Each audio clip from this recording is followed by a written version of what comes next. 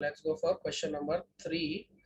IUPAC name of protonyl chloride. 4 carbon वाला ये प्रोटोनाइल alcohol, sorry 4 carbon वाला अल्कोहल है ये, जिसमें सेकंड पे डबल बॉन्ड होता है। पेज नंबर मेंशन्ड है तो आप लोगों को वो तो मिल ही जाएगा। CH3 CH CH CH2, right. 1 2 4 carbon है, दैट्स वाई रूट वर्ड आएगा ब्यूट। सेकेंड पे डबल बॉन्ड इसलिए आएगा 2 इन। इन डबल बॉन्ड के लिए लगाते हैं हम लोग, और फंक्शनल ग्रुप फर्स्ट पे है, दैट्स वाई 1 ऑल सफिक्स लगा दिया ऑल।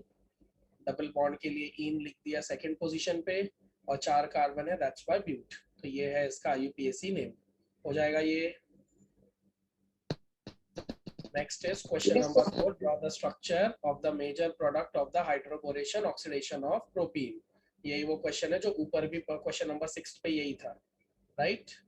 अच्छा, इसके लिए मैं अभी ये हटा दे रहा हूँ, मैं पूरी व्हाइट स्क्रीन यूज करने जा रहा हूँ क्योंकि इसके लिए मुझे थोड़ी ज्यादा जगह चाहिए। देखो, इसके लिए जो सबसे सिंपलेस्ट तरीका लिखने का प्रोपीन दिया है ना अपने को, तो प्रोपीन में आप पहले तो 6 प्रोपीन लेने वाले हो इस तरीके से, और आप इनको ट्रीट करोगे B2H6 के साथ। This is called as hydroboration reaction. B2H6 के साथ ट्रीट करोगे तो यहाँ पे 2 moles of CH3 CH CH2 CH2 ये 2 मोल्स बनते हैं, और फिर जब आप इसको 3 मोल्स ऑफ H2O2 के साथ रिएक्ट करोगे तो what you get is CH3 CH2 CH2OH। ये आपको यहाँ पे थ्राइस लगा होता है, तो ये 6 अल्कोहल मिल जाएगा, प्लस यहाँ पे आपको ये कंपाउंड मिलेगा। बट अनफॉर्चुनेटली ये रिएक्शन देखकर आपको कुछ भी समझा नहीं होगा, आई एम श्योर। तो अब मैं इसको एक्सप्लेन करने के लिए इसी रिएक्शन को बस थोड़ा सा ओपन फॉर्मेट में पढ़ा दे रहा हूँ, तो आपको वो आसानी से समझेगा। जैसे ये जो 6 अल्कीन है, इसको आप 2-2 के सेट में लिखो। 3 अल्कीन्स का एक सेट,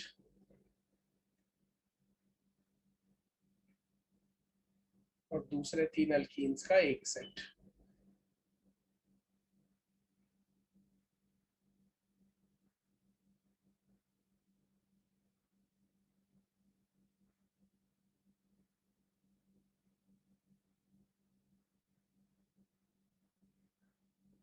अब ये जो B2H6 है, बेसिकली ये BH3 का डाइमर है। B2H6 जिसका नाम डाइबोरेन है, diborane is a dimer of BH3 boron hydride. ठीक, बाद में ये रिएक्शन जिनको पढ़ाया था उनको तो याद ही होगा। बेसिकली 2 BH3 एक दूसरे से इस तरह से कंबाइंड होते हैं। ठीक, now what will happen is कि ये तीनों के तीनों अपना बॉन्ड तोड़ेंगे। डन। अब हाइड्रोजन किसको देना है, ब्रोमीन किसको देना है, ये आपको देखना है।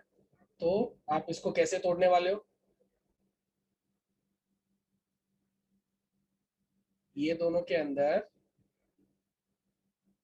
हाइड्रोजन किसको जाएगा,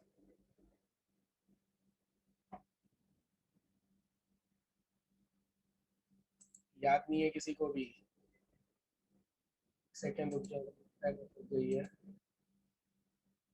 ये जो हाइड्रोजन है ये किसको जाएगा, एक इसको और एक इसको, राइट।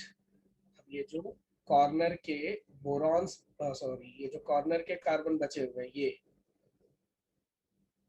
ये लोग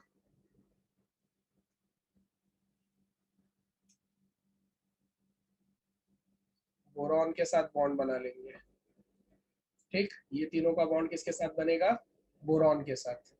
अब यही काम ऊपर होने वाला है, यही काम नीचे होने वाला है। मतलब ये सेम टाइप से आप 2 बार रिएक्शन करोगे, एक बार ऊपर एक बार नीचे। मतलब एक ही कंपाउंड आपको 2 बार मिलने वाला है। ये देखो, ये हाइड्रोजन आपने एक यहाँ दे दिया, एक यहाँ दे दिया, और एक यहाँ दे दिया, राइट। और दो वालों को एक साथ में आप कनेक्ट कर देना, तो आपको ओवरऑल क्या मिलने वाला है, CH3 CH2 हो जाएगा अब ये, और ये तो CH2 है ही। ऐसे 3 का एक सेट बनेगा ऊपर से,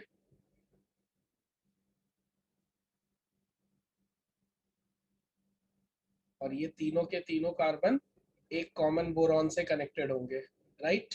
और यही सेट ऊपर से भी बनेगा और यही सेट नीचे से भी बनेगा, मतलब ये टोटल कितनी बार बनेगा? 2 बार,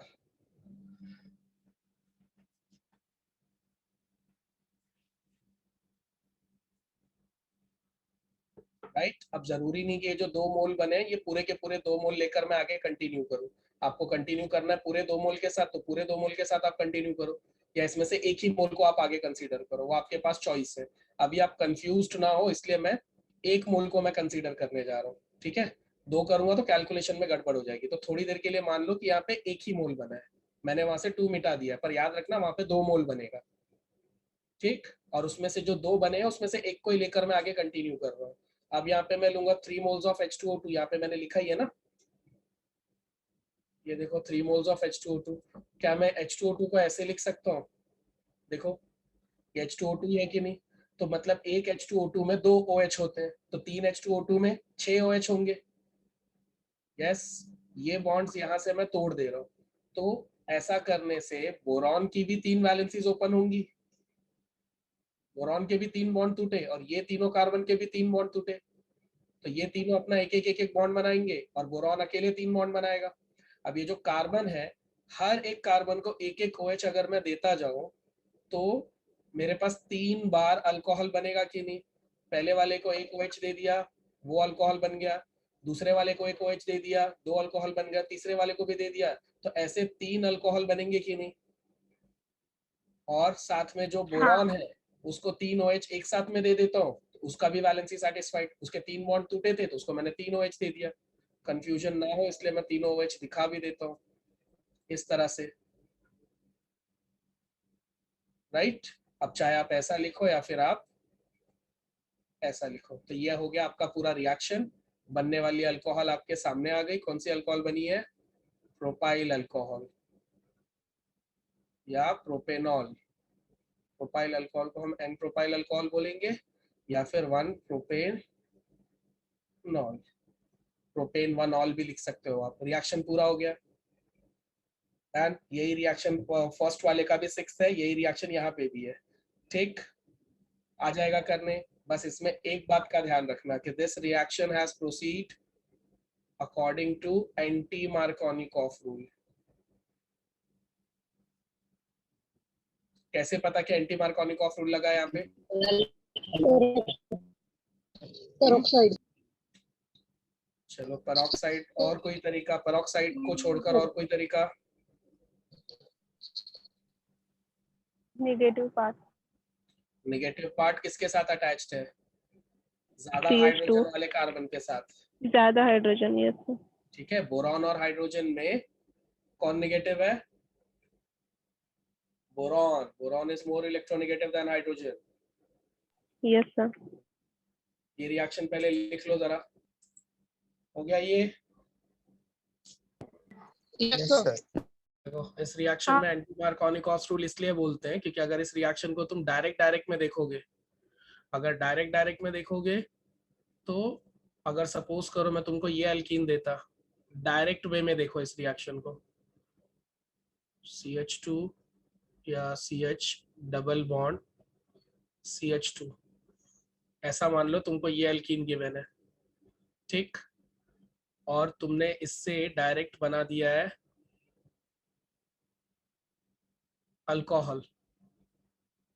अगर इससे ये वाली अल्कोहल बनी है तो सोचो कि इसके अंदर HOH ऐड हुआ है कि नहीं? हाँ सर। हाँ। इसके अंदर HOH ऐड हुआ है तो H कहाँ गया है और OH कहाँ गया है? इसी के पास गया है ना OH। हाँ।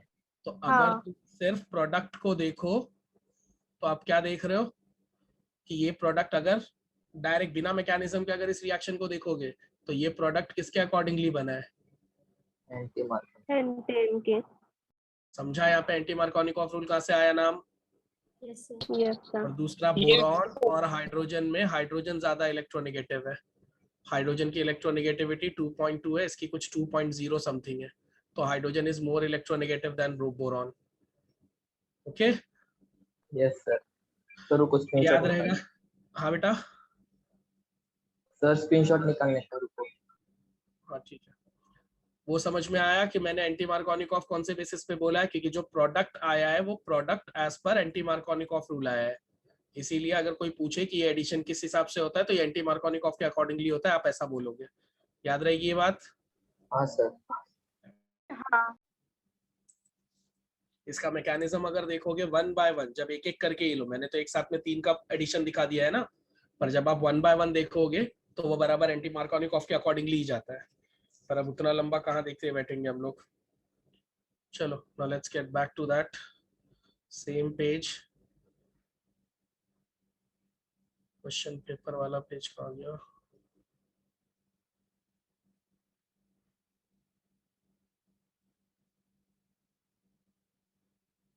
ठीक है, नेक्स्ट क्वेश्चन कौन सा है।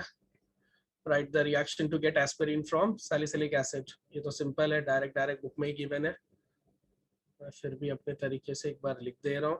पहले आप लोग क्या लोगे, सैलिसिलिक एसिड ही लोगे। ये बहुत इंपॉर्टेंट रिएक्शन है इन अ हिस्ट्री ऑफ केमिस्ट्री, क्योंकि बहुत फेमस पेन किलर रही है ये। COOH, ये रहा तुम्हारा सैलिसिलिक एसिड, और इस सैलिसिलिक एसिड को तुम ट्रीट करोगे किसके साथ, एसिटिक एनहाइड्राइड के साथ। दिस इज एसिटिक एनहाइड्राइड, क्या देगा ये एसिटाइल ग्रुप देगा। This group is named as acetyl group, और बाद में आप यही एसिटाइल ग्रुप किसके साथ एक्सचेंज कर दोगे, ये हाइड्रोजन के साथ।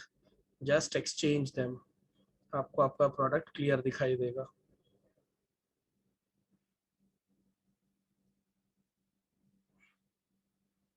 यहाँ पे तो COH वैसे ही है, बस यहाँ पे क्या आ जाएगा, ऑक्सीजन बची थी और यहाँ से एसिटाइल ग्रुप, ये पूरा ग्रुप हम लेकर आए ना यहाँ से, और जब H यहाँ पे जाएगा तो ये वाला हिस्से का क्या होगा, इसको यहाँ से लिखना शुरू करो इस साइड से, पहले CH3, फिर C डबल बॉन्ड O, फिर O, और इस ऑक्सीजन के बाद अब क्या आने वाला है, ये हाइड्रोजन आने वाली है ना वहां से।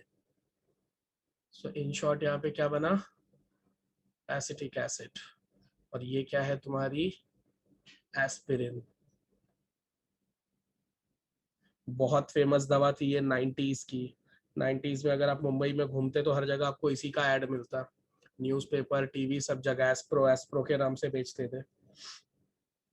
ठीक, हाँ सर। चलिए ये क्वेश्चन भी हो गया।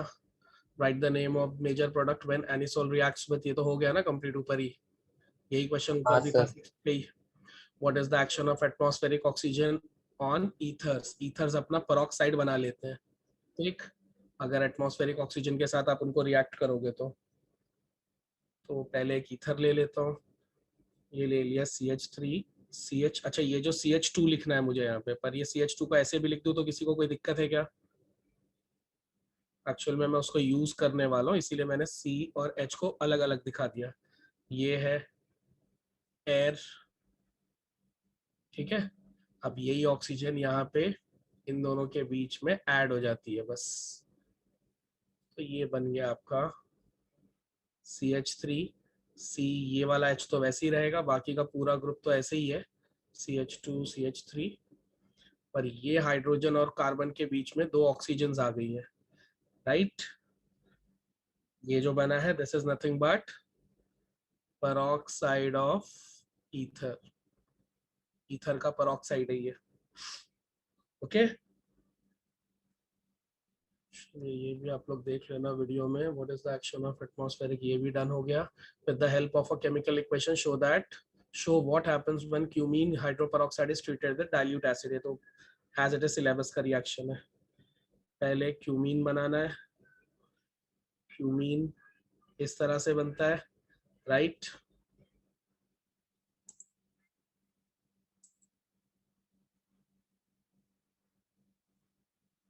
यहाँ पे साइड साइड में CH3 कितने नाम है इसके? क्यूमीन बोल सकते हो, इस नाम से ज्यादा फेमस है, पर इसके अलावा 2 और नाम है इसके। कौन कौन से?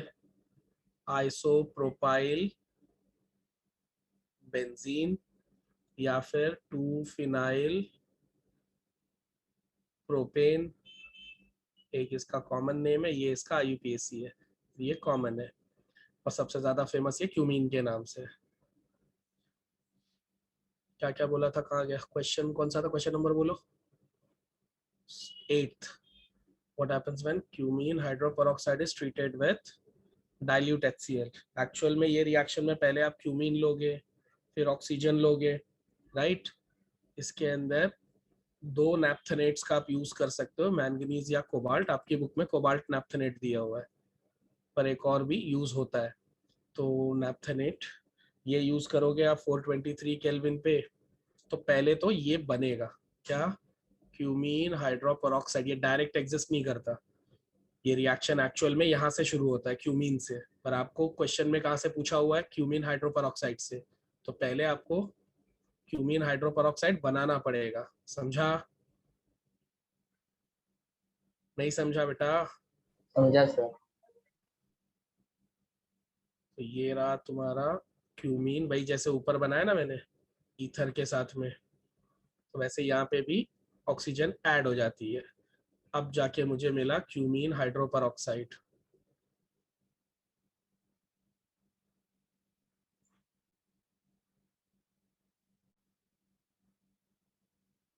अब क्यूमीन हाइड्रोपेरोक्साइड के आगे क्या होता है ये सबको होपफुली याद होगा। क्यूमीन हाइड्रोपेरोक्साइड को ये बोल रहा है डाइल्यूट HCl के साथ ट्रीट करने के लिए। जब आप इसको डाइल्यूट HCl के साथ ट्रीट करोगे,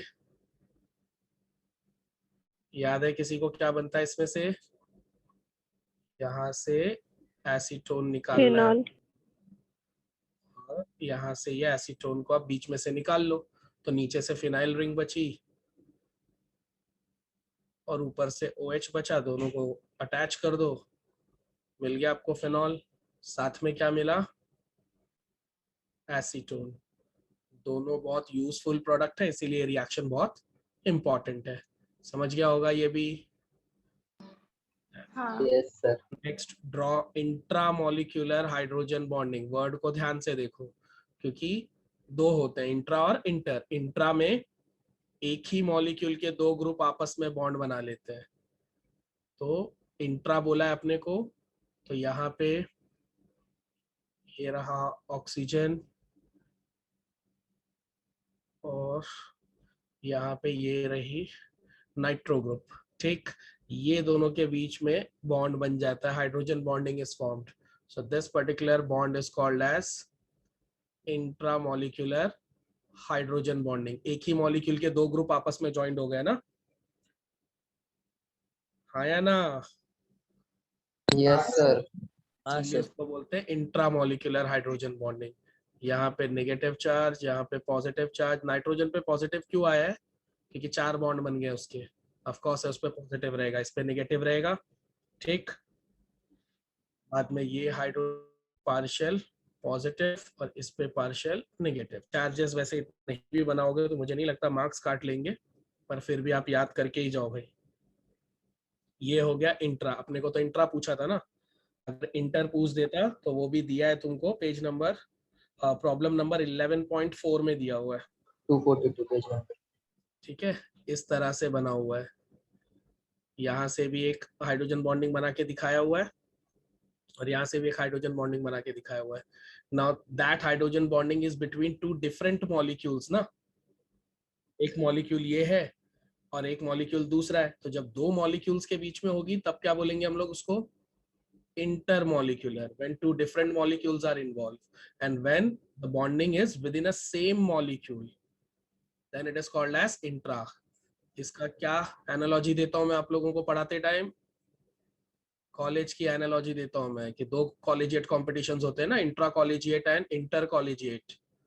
इंट्रा कॉलेजिएट में एक ही कॉलेज के 2 स्टैंडर्ड्स के बीच में कंपटीशन होता है।